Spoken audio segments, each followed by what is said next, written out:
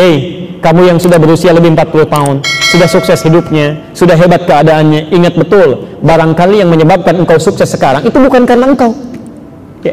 Barangkali bukan karena kerja kerasmu. Kamu cuma 30% saja. Barangkali yang menyebabkan engkau mendapatkan hasil luar biasa, Allah turunkan nikmat yang banyak, itu, maaf, ibumu yang sering bangun di keheningan malam, ya.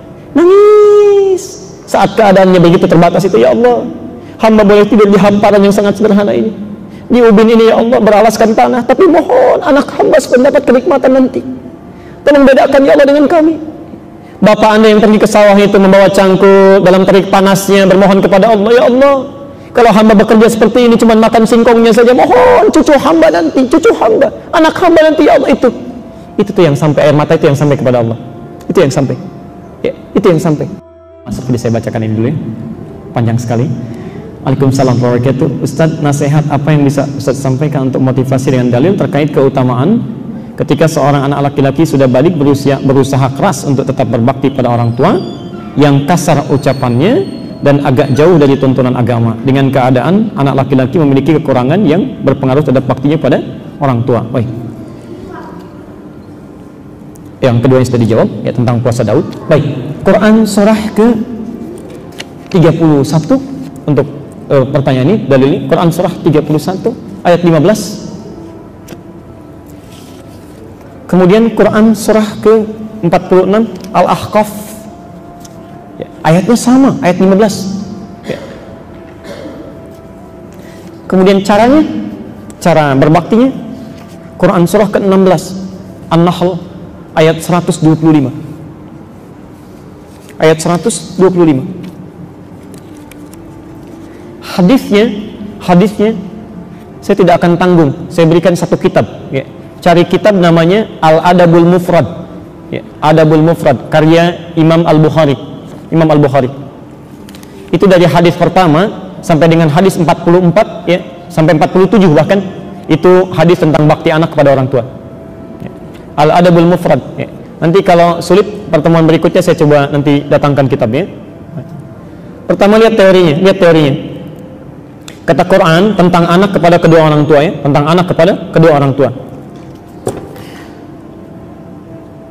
Wa in jahadaka, Quran surah 31 ayat 15. Wa in jahadaka ada an tusyrika bima laysa laka bihi ilmun fala tuti'huma. Ya. Bahkan kalaupun orang tuanya non muslim, anaknya muslim, jadi ada anak masuk Islam, orang tuanya belum, ya. Kata Allah, kalau orang tuanya memaksa mengajar untuk berbuat perilaku musyrik, maka tolak dengan lembut, dengan taati. Tapi ayatnya tidak berhenti di situ. Wasahibhuma fid dunya ma'rufa. Tapi dalam urusan dunia tampilkan bakti terbaikmu. Berikan senyum terbaik, berikan hadiah terbaik, berikan bakti tolong terbaik, doakan supaya mendapat hidayah. Masya Allah, ya. Anda bayangkan, orang tua non muslim saja itu masih diminta oleh Quran untuk diberikan baktinya. Maka bagaimana dengan orang tua yang muslim, anaknya muslim, maka lebih harus berbakti kepadanya. Bagian pertama, ya. Jelas sampai sini? Pelan-pelan, ya. Satu. Bagaimana cara berbaktinya? Ya, pelan-pelan. Sebelum kepada cara, Quran tunjukkan logikanya. Kenapa anak mesti berbakti pada orang tua? Ya. Quran surah ke-46 ayat ke-15. Saya pada puncaknya saja. Pada puncaknya, ya. Bukan hanya pernyataan yang telah mengandungnya, merawatnya, macam-macamnya. Lihat kalimatnya. Bahkan jika anaknya telah sampai pada usia 40 tahun, 40 sanah, ya. Kata Allah, dia mesti banyak berdoa kepada Allah. Lihat doanya, kita hafal ini. Rabbi auzi'ni an ashkura ni'mataka allati an'amta alayya wa ala. Yang paling menarik, kalimat bersyukur ini disertai dengan kalimat orang tua di situ. Ya Allah, mohon bimbing hamba untuk bisa mensyukuri nikmat-nikmat-Mu yang Kau berikan pada hamba saat ini dan kepada orang tua hamba. Disertakan kalimat di situ orang tua hamba. Padahal bisa Allah tidak menyertakan orang tua di situ. Dan kalimat ini muncul setelah menguraikan bagaimana orang tua beratnya melahirkan, ibu berat melahirkan, bapak berat merawat dan sebagainya. Ketika Anda sampai usia 40 tahun, maaf, lantas Anda mendapati kesuksesan dalam hidup. Kalau dalam kalimat bebas begini kalimatnya.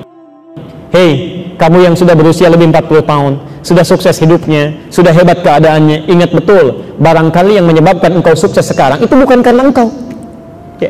Barangkali bukan karena kerja kerasmu. Kamu cuma 30% saja. Barangkali yang menyebabkan engkau mendapatkan hasil luar biasa, Allah turunkan nikmat yang banyak, itu maaf, ibumu yang sering bangun di keheningan malam. Ya. Nangis saat keadaannya begitu terbatas itu. Ya Allah, hamba boleh tidur di hamparan yang sangat sederhana ini, di ubin ini ya Allah, beralaskan tanah, tapi mohon anak hamba supaya mendapat kenikmatan nanti. Tolong bedakan ya Allah dengan kami. Bapak Anda yang pergi ke sawah itu membawa cangkul dalam terik panasnya, bermohon kepada Allah, ya Allah, kalau hamba bekerja seperti ini cuma makan singkongnya saja, mohon cucu hamba nanti, cucu hamba, anak hamba nanti ya Allah. Itu tuh yang sampai, air mata itu yang sampai kepada Allah. Itu yang sampai ya, itu yang sampai dalam mengandungnya, dalam merawatnya, memberikan ASI dan sebagainya. Kata Allah, bahkan ketika Anda sukses itu barangkali bukan engkau, cuma 30% aja, 70% orang tua ya. Karena itu kalau Anda masih belum sanggup terpikir, malas-malas berbakti pada orang tua, maaf, jangan ingat marahnya sekarang, ingat susahnya dulu, ingat sulitnya ya. Biasanya kalau lebih ingat kepada sulit itu lebih cepat ya. Makanya pertama, ketika seorang anak dalam keadaan sulitnya, misalnya marah, dalam keadaan emosi, tiba-tiba belum mau berbakti pada orang tua, kata Quran, simpan dulu amarah sebentar, coba cek dulu saat orang tua susah ya, bagaimana sikapnya pada kamu. Barangkali sikap itu dibalik supaya engkau merasakan bagaimana orang tua dulu ya. Bapak bisa nggak terbayang begini Pak ya, atau Ibu, ada seorang ibu punya anak 8, bisa merawat sendirian Bu, tidak ada pembantu, tidak ada apa-apa, keadaan sangat terbatas, bisa hidup, bisa sukses 8 ini. Saat ibunya dalam memerlukan perawatan luar biasa, masa 8 anak ini nggak bisa bantu? Satu bisa rawat 8 orang, keadaan terbatas. Masa 8 anak keadaan lebih nggak bisa rawat 1 orang? Ya. Dan hebatnya, dalam keadaan Anda merengek-rengek, dia nggak marah. Dibawa ke pesta, Anda membuat malu. Ya. Dibawa ke ta'lim, ke masjid, Anda melakukan tindakan yang bisa bikin malu. Orang tua sabar aja. Dalam keadaan sakitnya ya, nyawanya barangkali sangat terancam, orang tuanya bisa berkata, ya Allah, kalau perlu saya aja yang diambil, mohon ya Allah, jangan anak saya, mohon, kalau boleh tukar ya Allah, boleh tukar ya Allah. Ada orang tua usia 89 tahun, anaknya 40 tahun sudah sukses, dibawa ke rumah sakit, Masya Allah, dalam keadaan sekaratnya, bisa nggak begitu? Ada nggak yang bisa berkata, ya Allah, jangan orang tua saya, jangan ayah saya, ya Allah, kalau bisa saya aja? Rasanya agak kurang ya. Yang sering terjadi, ya Allah, jika memang itu yang terbaik, hamba ikhlas. Allahu Akbar. Maka dari itu, yang perlu saya jawab bukan bagaimana cara berbaktinya dulu. Kalau ada keadaan kita sedang tidak nyaman, tidak enak, ingat dulu susahnya. Barangkali keadaan itu ditukar untuk kita merenung, kamu dulu begitu, orang tua kamu nggak begitu. Masa sekarang ketika orang tua dihadirkan sekuku sedikit aja, sikap seperti kamu dulu, kamu marah? Ya, di mana pikiran kamu? Bahasanya gitulah kalau Quran ya.